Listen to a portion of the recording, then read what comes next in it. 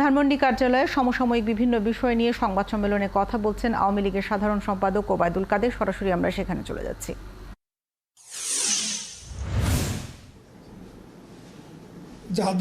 যাদের বিরুদ্ধে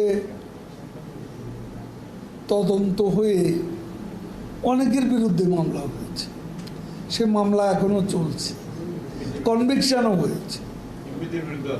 আচ্ছা, আমাদের কক্সবাজারের বৌদির বিরুদ্ধেও তো মামলা হয়ে কনভিকশন হয়েছে। আমার কথা হচ্ছে যে সরকার এসব বিষয়কে প্রশ্রয় দিচ্ছে কিনা। দুদককে স্বাধীনতা দেওয়া হয়েছে,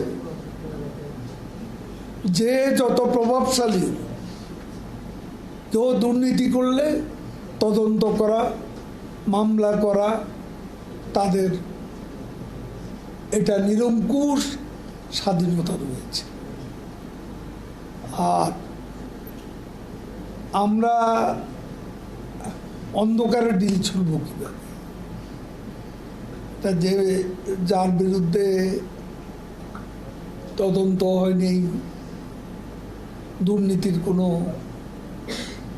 অভিযোগ এটা চিহ্নিত হয়নি, সেখানে সরকার অন্ধকারে ঢিল ছুটবে কেন?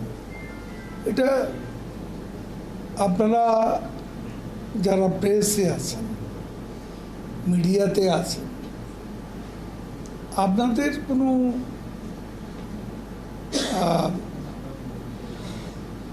প্রতিবেদন দুর্নীতি নিয়ে, সেটাকেও আমরা গুরুত্ব দিয়ে থাকি। এটা তো এখন আসাদুজ্জামান মিয়ার বিরুদ্ধে মিডিয়ার কোনো রিপোর্টও তখন হয়নি, দুদকও কোনো তদন্ত করেনি। কাজে আমরা এ ব্যাপারে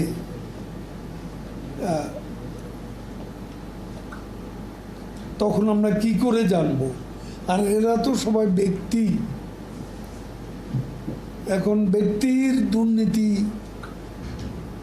এটা আমার বক্তব্য হচ্ছে যে সরকারের নজরে আসার আগে সরকার কিভাবে ব্যবস্থা নেবে। এখন আপনারা যদি বলেন আমরা একটা রিপোর্ট করেছি, ব্যবস্থা নেওয়া হয়নি কেন, সেটা এক কথা।